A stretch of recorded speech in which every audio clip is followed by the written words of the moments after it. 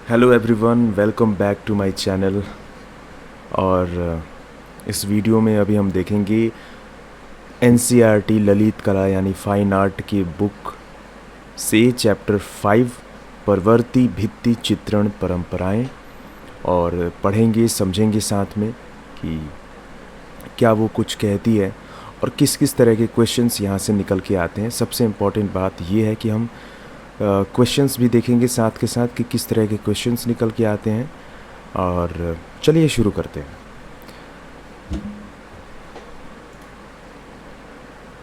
तो अजंता के बाद भी चित्रकला के बहुत कम पुरास्थल बचे हैं जो चित्रकला की परंपरा के पुनर्निर्माण के लिए बहुमूल्य साक्ष्य प्रस्तुत करते हैं।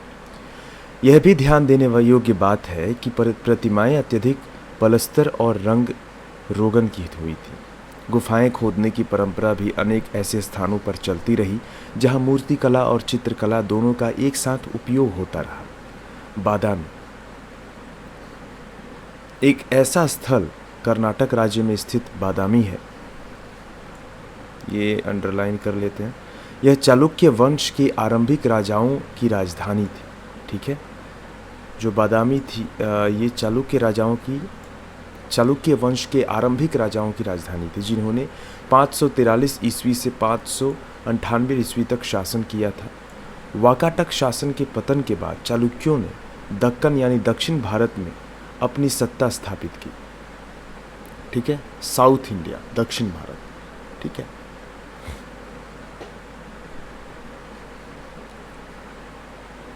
चालुक्य नरेश मंगलेश ने बादामी गुफाओं की खुदाई का संरक्षण किया। तो ये क्वेश्चन आ सकता है कि किस राजा ने बादामी गुफाओं के खुदाई का संरक्षण किया। तो चालुक्य नरेश मंगलेश ने बादामी गुफाओं की खुदाई का संरक्षण किया। ठीक है,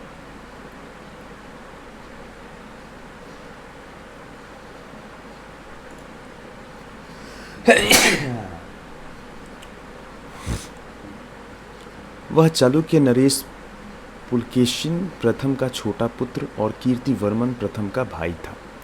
गुफा संख्या 4 के शिलालेख में 578 से 579 ईस्वी का उल्लेख है और ये भी बताया गया है कि गुफा बहुत ही सुंदर बनी थी और विष्णु की प्रतिमा को समर्पित की गई थी।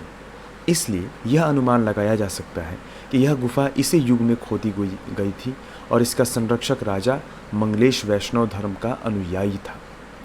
तो मंगलेश जो था वो किस धर्म का अनुयायी था, ये भी पूछा जा सकता है। कोई ठीक नहीं है, कहीं से भी घुमा के पूछ सकते हैं कि भाई अंदर से कुछ भी पूछ सकते हैं। तो अगर अंदर से क्वेश्चंस देखने हैं तो यही सारे क्वेश्चंस मिलेंगे। ठीक है, भले ही ये छोटे क्वेश्चंस हो लेकिन हमें इसे नज़रअंदाज नहीं करना चाहिए। अतः आमतौर पर इस गुफा को विष्णु गुफा के नाम से जाना जाता है। तो किस गुफा को भाई विष्णु गुफा को के नाम से जाना जाता है? तो बादामी गुफा को विष्णु गुफा के नाम से भी जाना जाता है। ठीक है, तो ये भी आप हाईलाइट कर लो। तो इसमें सामने के मंडप की मेहराबदार छत पर चित्रकारी का सिर्फ एक ही अंश बचा है। इस गुफा के चित्रों में राजमहल के दृश्य चित्रित किए गए हैं। इसमें एक ऐसा दृश्य चित्रित किया गया है जिसमें कीर्तिवर्मन, जो कि पुलेश्किन प्रथम का पुत्र और मंगलेश का बड़ा भाई था, अपनी पत्नी और सामंतों के साथ एक नृत्य का आनंद लेता हुआ दर्शाया गया है।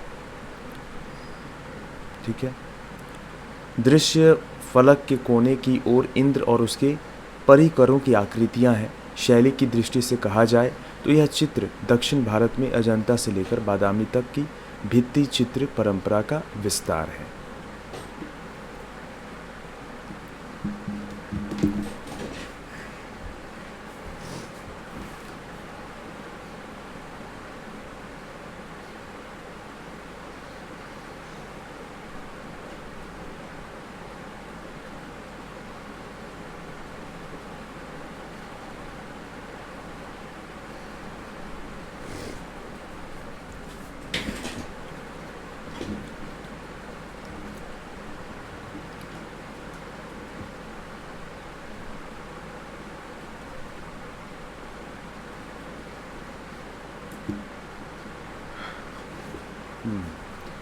इसकी लयबद्ध रेखाएं धारा प्रवाह रूप और सुसंहित सुसन्निहित चुस्त संयोजन कला की कुशलता और परिपक्वता के सुंदर उदाहरण हैं जो ईसा की 6ठी शताब्दी के कलाकारों में पाई जाती थी। राजा और रानी के रमणीय एवं लावण्यम मुखमंडल हमें अजंता की चित्रण शैली की याद दिलाते हैं। उनकी आँखों की गर्तिका यानी सॉकेट, बड़े आँखें आधी नीची और होठ आगे निकले हुए दिखलाए गए हैं। यह ध्यातव्य है कि चेहरे के अलग अलग हिस्सों की बाहरी रेखाएं सुस्पष्ट है और संपूर्ण चेहरे को सुंदरता प्रदान करती है। इस प्रकार कलाकारों ने साधारण रेखाओं के जरिए संपूर्ण आकृति को भव्य बना दिया है। अब आते हैं पल्लव, पांड्य और चोल राजाओं के शासनकाल में भित्ति चित्र। तो पल्लव राजाओं, पांड्य राजाएं और चोल राजाओं के शासनकाल में जो भित्ति चित्र थे, भित्ति चित्र हम सब जानते हैं भित्ति चित्र क्या होता है, ठीक है। तो जो दीवारों पे उकेरी जाती है उसे हम भित्ति चित्र कहते हैं। तो उत्तर चित्रकला की परंपरा पूर्ववर्ती शताब्दियों में पल्लव, पांड्य और चोल वंशीय राजाओं के शासनकाल में दक्षिण भारत में आगे तमिलनाडु तक फैल चुकी थी। अलबत्ता उसमें क्षेत्रीय अंतर अवश्य पाए जाते थे। पल्लव राजा जो दक्षिण भारत के कुछ हिस्सों में राजसत्ता में आए थे, बड़े कला प्रेमी और कलाओं के संरक्षक थे, ठीक है। जो पल्लव राजा जो थे ना भाई, दक्षिण भारत के कुछ हिस्सों में जो आए थे वो बहुत ही कला प्रेमी थे। और महेंद्र वर्मन प्रथम, जिसने 7वीं शताब्दी में राज किया था, उसने पन्नामल्लई, मंगपट और कांचीपुरम यानी तमिलनाडु में मंदिरों का निर्माण करवाया था, ठीक है। मंगपट के शिलालेख में कहा गया है कि महेंद्र वर्मन प्रथम अनेक उपाधियों से विभूषित था, जैसे विचित्रचित, जिज्ञासु मन वाला, चित्रकार पुली यानी कलाकार केशरी, चैत्यकारी, मंदिर निर्माता। इन उपाधियों से पता चलता है कि महेंद्र वर्मन प्रथम कला संबंधी गतिविधियों में बहुत दिलचस्पी रखता था। इन मंदिरों यानी कि देवालयों में पाए जाने वाले चित्र भी महेंद्र वर्मन प्रथम की प्रेरणा से ही बनाए गए। तो आप देख सकते हैं यहाँ पे सितनवासल पूर्व पांड्य काल के चित्र हैं, ये 9वीं शताब्दी ईस्वी के चित्र हैं। हालांकि अब उन चित्रों के कुछ अंश ही बचे हैं। पन्नामल्लई देवी की आकृति लालित्यपूर्ण बनाई गई है। कांचीपुरम मंदिर के चित्र तत्कालीन पल्लव नरेश राज सिंह के संरक्षण में बने थे। अब तो उन चित्रों के कुछ अंश ही उपलब्ध है जिनमें सोमस्कंद को चित्रित किया गया है। इन चित्रों के चेहरे गोल और बड़े हैं, रेखाओं में लयबद्धता पाई जाती है। पूर्ववर्ती काल के चित्रों की तुलना में इन चित्रों में अलंकरण की मात्रा अधिक है। धड़ का चित्रण पहले जैसा ही है, मगर अब उसे लंबा बना दिया गया है। जब पांड्य सत्ता में आए तो उन्होंने भी कला को संरक्षण प्रदान किया। अब जब पांड्य सत्ता में आए तो उन्होंने कला को संरक्षण प्रदान किया। तिरुमल्लईपुरम की गुफाएं और सितनवासल यानी कि पुदुकोट्टई तमिलनाडु स्थित जैन गुफाएं इसका जीवंत उदाहरण है। अभी हमने देखा ना सितनवासल, तो ये पांड्य काल में है, पांड्य काल में इसको संरक्षित किया गया है। ये पांड्य काल के चित्र हैं, ठीक है। तिरुमल्लईपुरम के चित्रों में कुछ टूटी हुई परतें देखी जा सकती हैं। सितनवासल में चैत्य के बरामदे में भीतरी छत पर और ब्रैकेट पर चित्र दिखाई देते हैं। बरामदे के खंभों पर नाचती हुई स्वर्गीय परियों की आकृतियाँ देखी जा सकती हैं। इन आकृतियों की बाहरी रेखाएं दृढ़ता के साथ खींची गई है और हल्की पृष्ठभूमि पर सिंदूरी लाल रंग से चित्रित की गई है। शरीर का रंग पीला है, अंगों में लचक दिखाई देती है, नर्तकियों के चेहरों पर भावों की झलक है, अनेक गतिमान अंगों प्रत्यंगों में लयबद्धता है। ये सभी विशेषताएं कलाकार की सृजनात्मक कल्पना शक्ति और कुशलता की घोतक है। इन आकृतियों की आंखें बड़ी बड़ी और कहीं कहीं चेहरे से बाहर निकली हुई भी दिखाई देती है। आँखों की यह विशेषता दक्कन और दक्षिण भारत के परवर्ती काल के अनेक चित्रों में भी देखने को मिलती है, ठीक है। देवी 7वीं शताब्दी ईस्वी, पन्नामल्लई। देवालय बनाने और उन्हें उत्कीर्णित आकृतियों तथा चित्रों से सजाने संवारने की परंपरा चोल नरेशों के शासनकाल में भी जारी रही, जिन्होंने 9वीं से 13वीं शताब्दी तक इस प्रदेश पर शासन किया। ये भी अच्छा है, यहाँ से हम इसको हाईलाइट कर लेते हैं। लेकिन 11वीं शताब्दी में जब चोल राजा अपनी शक्ति के चरम शिखर पर थे पहुँचे तो चोल कला और स्थापत्य कला यानी कि वास्तुकला के सर्वोत्कृष्ट नमूने प्रकट होने लगे। तमिलनाडु में तंजावुर, गैंगकोंड चोलपुरम और दारासुरम के मंदिर क्रमशः राजराज चोल, उसके पुत्र राजेंद्र चोल और राजराज चोल द्वितीय के शासनकाल में बने। वैसे तो नर्तन मल्लई में चोल काल के चित्र देखने को मिलते हैं, पर सबसे अधिक महत्वपूर्ण चित्र बृहदेश्वर मंदिर तंजावुर में पाए जाते हैं। ये चित्र देवालय के संकीर्ण परिक्रमा पथ की दीवारों पर चित्रित किए गए हैं। इन्हें खोजने पर पाया गया कि वहाँ चित्रकारी की 2 परतें थीं। ऊपरी परत 16वीं शताब्दी में नायक शासकों के काल के में चित्रित की गई थी। जब इन चित्रों की सतह को साफ किया गया तो चोलकालीन महान परंपरा के नमूने सामने आ गए। इन चित्रों में भगवान शिव के अनेक आख्यानों और रूपों जैसे कैलाशवासी शिव, त्रिपुरांतक शिव, नटराज शिव और साथ ही संरक्षक राजराज चोल और परामर्शदाता कुरुवर तथा नृत्यांगनाओं आदि के चित्रों को भी दर्शाया गया है। विजयनगर के भित्ति चित्र। बृहदेश्वर मंदिर के चित्रों में कलाकारों की शैलीगत परिपक्वता दृष्टिगोचर होती है, जिसका विकास कई वर्षों के अभ्यास के बाद हुआ था। इनमें लहरिएदार सुंदर रेखाओं का प्रवाह, आकृतियों में हाव भाव और अंग प्रत्यंगों की लचक देखते ही बनती है। उनमें एक ओर चोलकालीन कलाकारों की परिपक्वता एवं पूर्णता प्रदर्शित होती है, तो दूसरी ओर संक्रमण के दौरान की शुरुआत होने का पता चलता है। 3री शताब्दी में चोल वंश के पतन के बाद विजयनगर के राजवंश यानी 14वीं से 16वीं शताब्दी ने अपना आधिपत्य जमा लिया और हम्पी के त्रिची तक के समस्त क्षेत्र को अपने नियंत्रण में ले लिया और हम्पी को अपने राज्य की राजधानी बनाया। अनेक मंदिरों में उस काल के अनेक चित्र आज भी मौजूद हैं। ये आप देख सकते हैं कि दक्षिणामूर्ति विजयनगर लेपाक्षी। त्रिची के पास तिरुपराकुन्नरम तमिलनाडु में पाए गए चित्र जो 14वीं शताब्दी में बनाए गए थे, विजयनगर शैली के आरंभिक चरण के नमूने हैं। हम्पी में विरूपाक्ष मंदिर में मंडप की भीतरी छत पर अनेक चित्र बने हुए हैं जो उस वंश के इतिहास की घटनाओं तथा रामायण और महाभारत के प्रसंगों को दर्शाते हैं। अनेक महत्वपूर्ण चित्रफलकों में से एक चित्र में बुक्काराय के आध्यात्मिक गुरु विद्यारण्य को एक पालकी में बैठाकर एक शोभा यात्रा में ले जाया जा रहा है। साथ ही विष्णु के अवतारों को भी चित्रित किया गया है।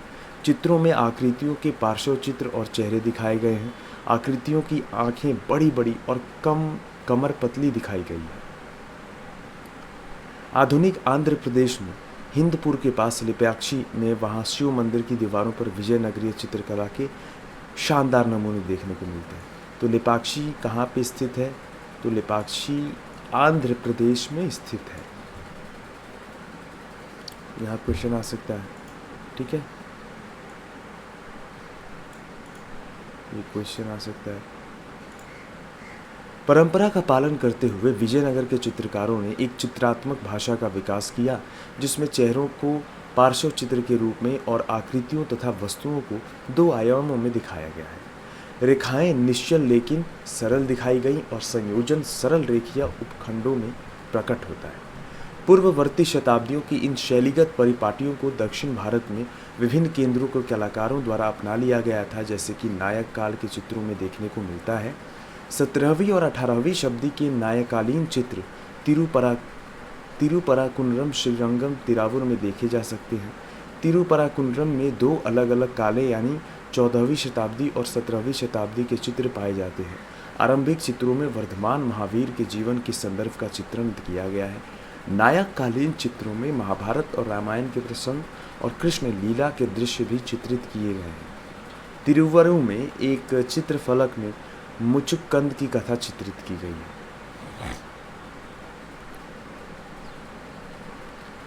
चिदम्बरम तमिलनाडु में अनेक चित्रफलकों में शिव और विष्णु के संबंधित कथाएं चित्रित हैं। शिव को भिक्षाटन मूर्ति और विष्णु को मोहिनी रूप आदि में चित्रित किया गया है। तमिलनाडु के आर्काट जिले में चेंगम स्थल पर स्थित श्री कृष्ण मंदिर 60 ऐसे चित्रफलक हैं जिनमें कथाओं का चित्रण किया गया है। ये चित्र नायक चित्रकला के परवर्ती चरण के नमूने हैं। उपयुक्त उदाहरणों से ऐसा प्रतीत होता है कि नायक शैली के चित्र बहुत कुछ विजयनगर शैली के ही विस्तृत रूप हैं। अलबत्ता उनमें कुछ क्षेत्रीय परिवर्तन कर दिए गए हैं। आकृतियों के पार्श्व चित्र अधिकतर समतल पृष्ठभूमि पर दर्शाए गए हैं। यहाँ की पुरुष आकृतियों की कमर पतली दिखाई गई है, जबकि विजयनगर शैली में उनके पेट भारी या बाहर निकले हुए दिखाए गए हैं। कलाकारों ने पूर्ववर्ती शताब्दियों की तरह परंपराओं का पालन करते हुए चित्रों में गति भरने का प्रयास किया है और चित्रों के अंतराल को भी गतिशील बनाने की कोशिश की है। तिरुवलंजुली तमिलनाडु के नटराज का चित्र इस बात का अच्छा उदाहरण है। केरल के भित्ति चित्र। केरल के चित्रकारों ने 16वीं से 18वीं शताब्दी के दौरान स्वयं अपनी ही एक चित्रात्मक भाषा तथा तकनीक का विकास कर लिया। अलबत्ता उन्होंने अपनी शैली में नायक और विजयनगर शैली के कुछ तत्वों को आवश्यक सोच समझकर अपना लिया था, है ना।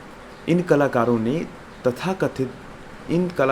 कथकली, कलम, एजुथु, केरल में अनुष्ठान इत्यादि के समय भूमि पर की जाने वाली जो चित्रकारी थी उसे कलम एजुथु कहते थे, जैसी समकालीन परंपराओं से प्रभावित होकर एक ऐसी भाषा विकसित कर ली जिसमें कंपनशील और चमकदार रंगों का प्रयोग होता था और मानव आकृतियों को त्रिआयामी रूप में प्रस्तुत किया जा सकता था। उनमें से अधिकांश चित्र पूजा गृह की दीवारों और मंदिरों की मेहराबदार दीवारों और कुछ राजमहलों के भीतर देखे जा सकते थे।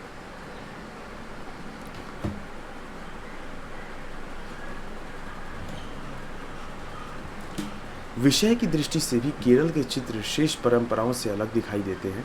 इनमें चित्रित अधिकांश आख्यान हिंदुओं की धार्मिक कथाओं तथा पौराणिक प्रसंगों पर आधारित है, जो उस समय केरल में लोकप्रिय थे। ऐसा भी प्रतीत होता है कि कलाकारों ने अपने चित्रण के विषय के लिए रामायण और महाभारत के स्थानीय रूपांतरण में और मौखिक परंपराओं का आधार बनाया था।